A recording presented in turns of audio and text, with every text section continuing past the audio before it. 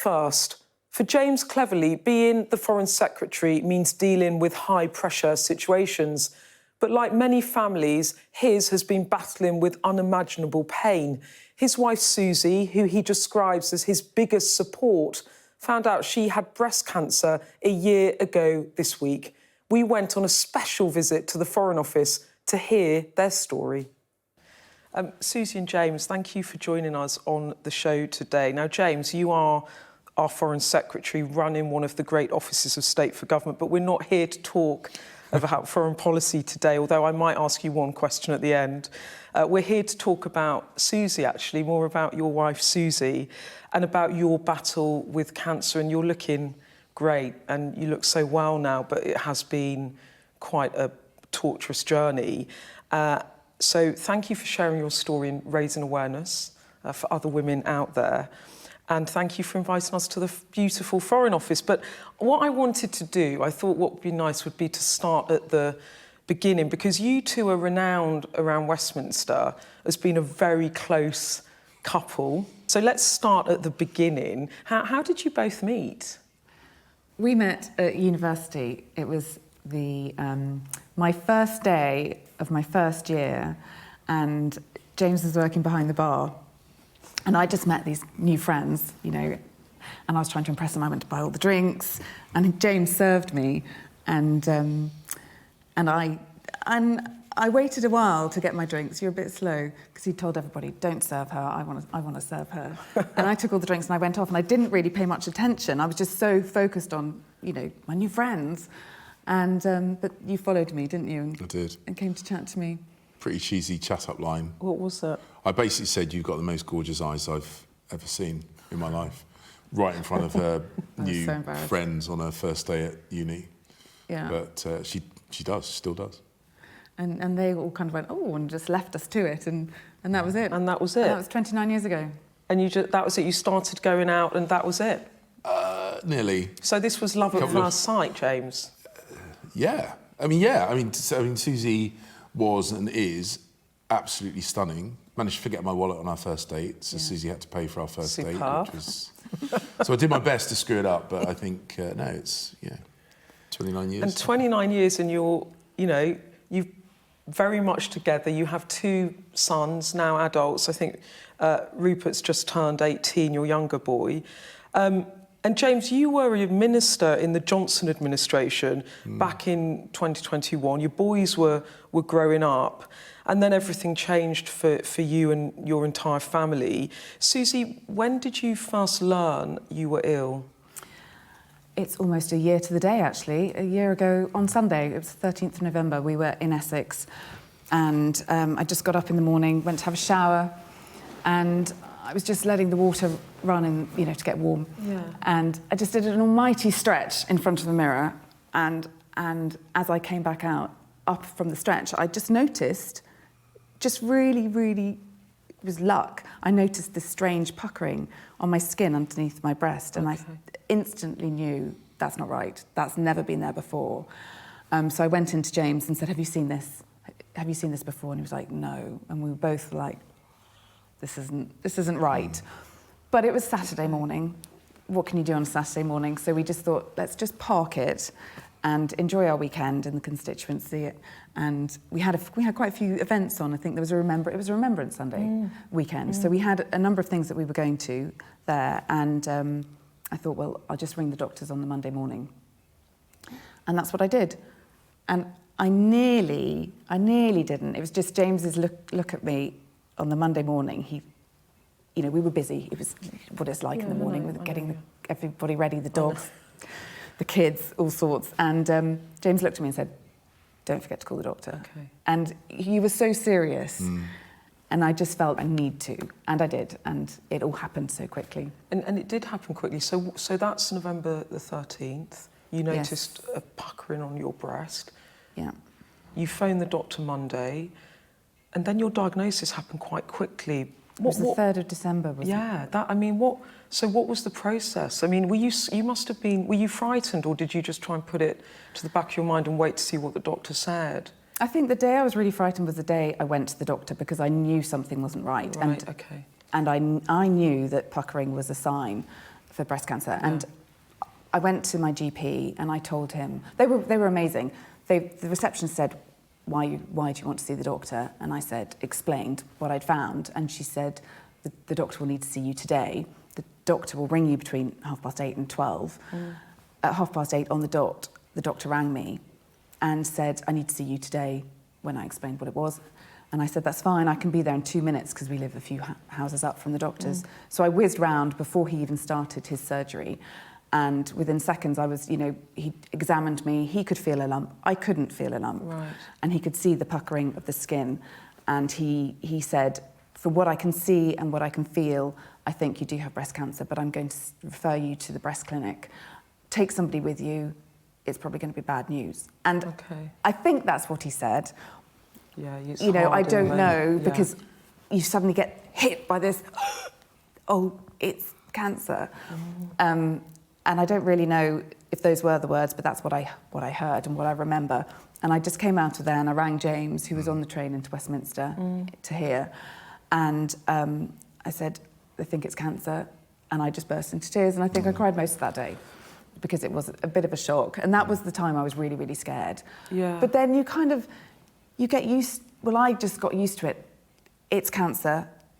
What can I do? I can't do anything. I've just got to do as I'm told, take the medication, and then get better. So you were very upset. Well, James, what did you do? You're coming into work and Susie phones with this bombshell, and you have to go and just do your day's work. I mean, it must have been... No, it was quite weird. So we'd come back to London because I was, going to be coming into Westminster as we often do. So I'd got on the suburban train to head into Westminster, and my plan had been, Susie goes to the doctor, hopefully it's nothing to worry about, and I get on with my day. And Susie rang me and she said, I've been to see the doctor, they're not happy, they think it might be cancer. And I said, look, I'll come home, I'll turn straight round, I'll come home. So I had to ring my private secretary at the Foreign Office to say, look, can you cancel my meetings because I need to go home? And he said, is everything okay, Minister? And I tried to say, Susie might have cancer. I just couldn't get the words out. I couldn't speak. And I can talk. But I just couldn't speak. So I said, I'll text you. And I texted him. This organisation was amazing. Liz Truss was my boss at the time, and she was Foreign Secretary. She's absolutely amazing. So I cancelled my meetings and went home, talked to Susie, we talked it through. I then tried to ring again to explain what was going on, and I couldn't say it. I couldn't say the word. I couldn't say the word. So for the next couple of hours, everything was done on WhatsApp, just explaining, apologising for meetings that I was cancelled. And it really hit me. I'd never felt anything like that before. Because I was going to say, Susie, the thing was you got diagnosed very quickly, but it was an aggressive cancer, yeah? Yeah, and 3 types of breast cancer. I didn't know you could get three types all in one go. I didn't know, so what are they? Did you have the most aggressive type? I'm triple positive, so it responds to my hormones, and HER2 is estrogen, progesterone, and HER2. And HER2 is, I think that's the aggressive one. And 10 years ago, there was no cure for HER2, so I'm really fortunate that I got it now. The most frightening thing was the word cancer. Yeah. So as soon as that was I was on board that I had cancer, you've just got to go through. You've got to get on with it. Through it. But I wasn't scared when they told me that I had. But James, you sort of said how you couldn't actually even verbalise what was happening to Susie and the family. You've got your sons, your very tight family. I mean, was this the first serious trauma the family had had? I mean, was it the worst thing that had happened to you both as a couple, would you say? Or I've always regarded myself as being lucky. And it's not that I haven't had difficulties. My mum had breast cancer. It's quite funny. It almost, so mum had breast cancer. Mum passed away about 9 years ago. And you know, so we've had difficulties in our life. I mean, like a lot of people, when we were a bit younger, you know, I got made redundant at one point, so money was tight. So we've had difficulties, but you know, we have got a really, really supportive extended family on both my side and Susie's side. So we've always been able to get through. But this was different. It really did feel different. And Susie, as the disease progressed, it was rough, wasn't it? Can you talk to me a little bit about that journey for you? Because your treatment became almost unbearable. It did become unbearable, didn't it, in terms of the side effects for you? It did. I mean, don't get me wrong, people do get it far worse than I had it. But it was really tough. The first drug I was on, it hit me really hard every time I had it. I had it 4 times, and it was every 2 weeks. And I would come home, and 2 hours later, I'd be knocked out. I'd have to go straight to bed. I knew I had to go to bed, and I was quite ill with it. But I would slowly get better, and over the couple of weeks, I'd slowly kind of feel like I was climbing out of the hole. And then you have to have the next round, then you're hit again. But exactly. You did 4 lots of that, and then they moved you onto a different drug, didn't they? Yeah, which was part of the plan. I was going on to another drug called docetaxel for another 4 doses every 3 weeks. But I had a reaction to that, and my face, all sorts of... I had a whole long list of side effects. But nails. Yeah, my nails, the reason they're painted is because they're all black and falling off. I've lost 2 of my toenails, and the sensitivity on my fingers is horrible, and my feet. But with that drug, my face ballooned, and it was covered in hives that became infected, and it was really, really quite uncomfortable, and I looked pretty awful, didn't I? And it was itchy, and it wasn't very nice. And they took me off it. I also had problems with my stomach. And you also talked about, when we talked the other day, actually, I saw you at Party Coffee, you talked about, and my friend's having treatment at the moment, she's having the same, about the ulcers in the mouth. Oh, yes. That was horrific. You couldn't even eat or drink at one point. No, that's right, I couldn't. And it was very difficult to speak. I look back at some videos I've done, because I'm doing a video diary, and I couldn't speak. I couldn't move my tongue properly around my mouth because my mouth was so sore. And putting a glass of water to my lips was really painful. The water going in my mouth was really painful. It was not nice. I know you just have to go through it, don't you, because you need to get better, but you must have felt quite low. Did you withdraw? Did you withdraw from life a bit? Did you hide away? I mean, how did you cope with that? Well, I didn't really do a huge amount because I couldn't really do very much. But I did walk my dogs every day, and people would come and visit. I had a lot of support from family and friends. There was always somebody coming to see me, so I didn't go out a lot, but I had a lot of people coming to help me around the house, help me in the garden. People cooked for me, people would turn up with meals. The support has been absolutely incredible. Really, really incredible. And James, for you're here at the Foreign Office when this is happening, you're working as a minister. Did you at any point think, I'm going to have to take some compassionate leave or even quit my job? Like, politics is frenetic, it never stops. Yeah. The demands on you never stop. Did you think, actually, Susie needs me more than the Foreign Office needs me right now? So I'd said to Susie, I will do whatever I need to do, and Susie's always had a veto on my political career. I've always said this can be really, really horrible, and if at any point, we had this conversation long before the cancer, I've always said, if at any point you don't want me to do this anymore, that's it. I'll stop. I'll hand in my papers and I'll stop.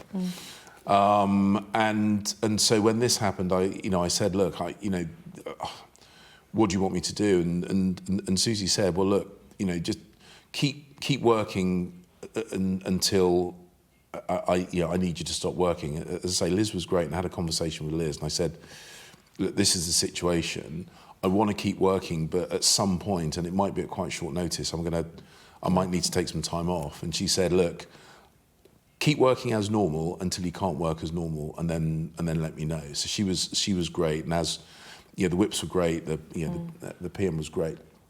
And I suppose trying to maintain some normality in my life was quite important. But ultimately, when you went for surgery, and you did need a lot of support, you know, getting dressed and walking and that kind of stuff, I took some time off.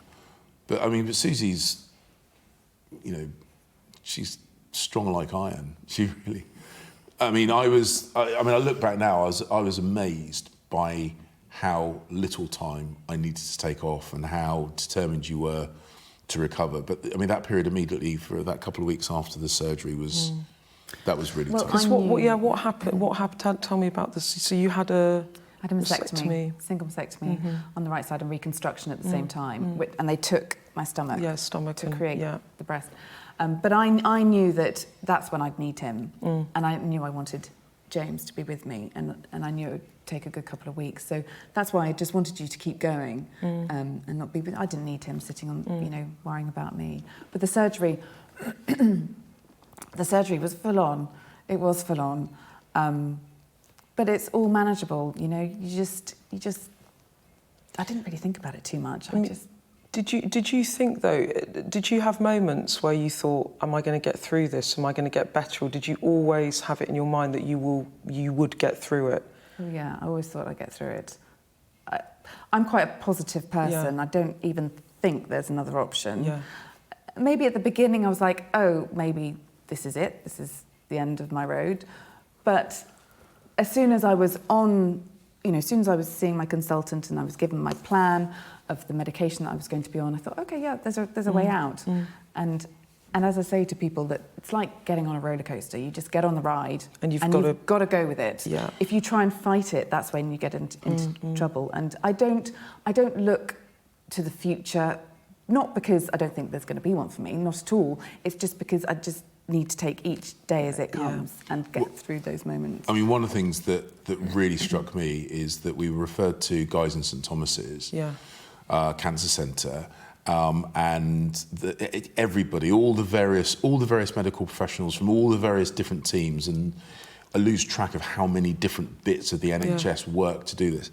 Every single one of them were just incredibly professional, and that professionalism was just so reassuring. And once people start explaining, this is what's happening, this is what we're going to do, this is how it's going to work, this is what happens next, you know, even though they're talking about quite scary stuff, it was incredibly reassuring. It was remarkable. It's striking how many people you find out have either had breast cancer or have someone close to them that's got breast cancer. And that was one of the things. So it's much more prevalent than I realised, and having someone you love go through it makes it real. James, did you ever think you might lose Susie in this journey, or did you always think she'll be okay? That may be the day you found out.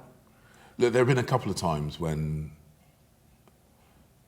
I've had to think about that, and it's weird because, you know, when you're younger, you go through big chunks of your life. That's not anything you ever think about.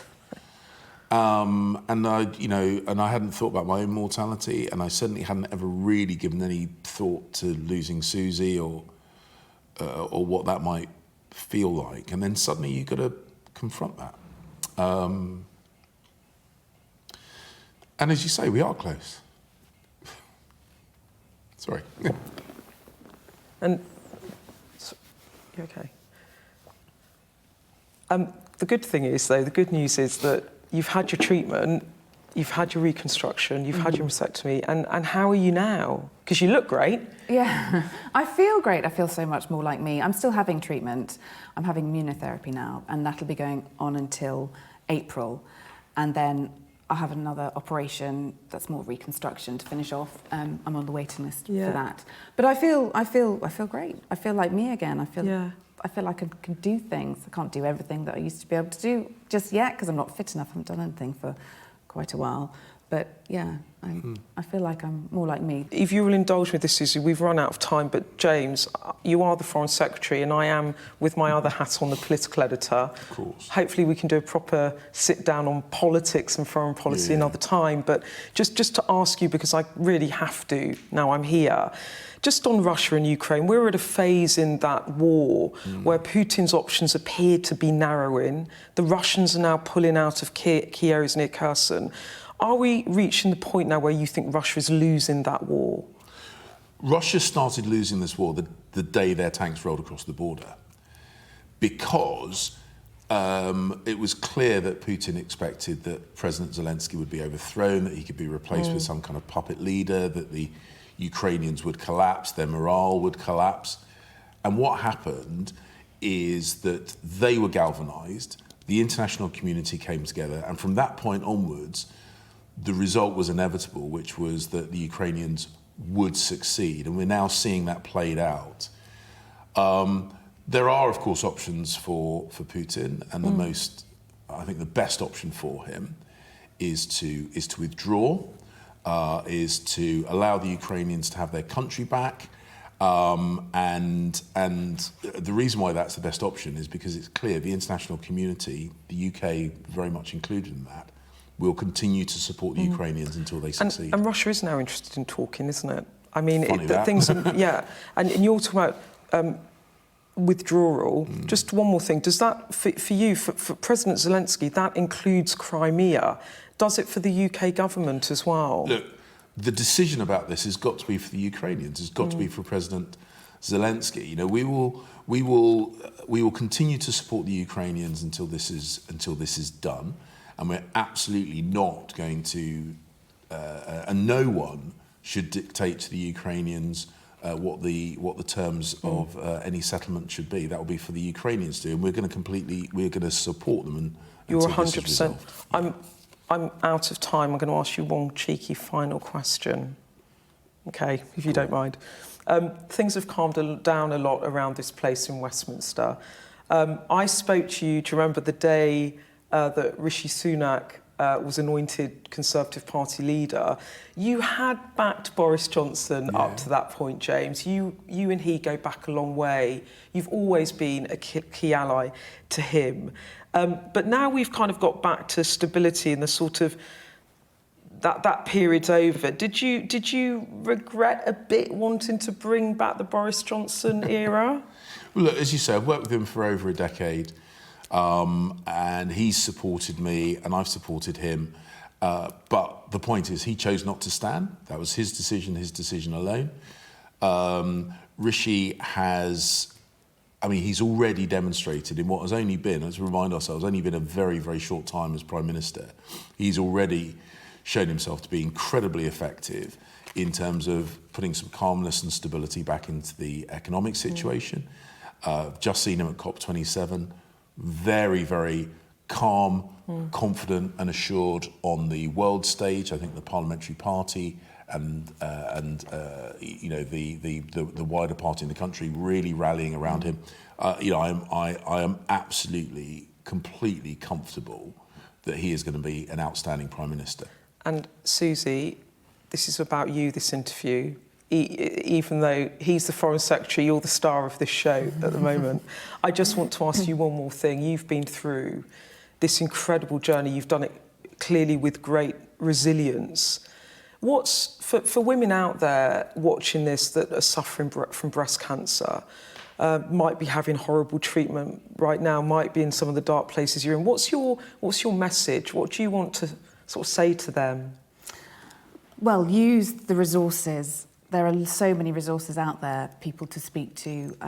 When I was at a really difficult moment, I rang the acute oncology and they said to me, they were just brilliant. They'd said to me, you know, you're going through so much, but don't worry, things will get better. And just those words just made me, all the worry, and not the worry, just the anxiousness and just dissipated. But the thing to do is it will get, well, hopefully it will get better. Just keep going and be positive and I don't know,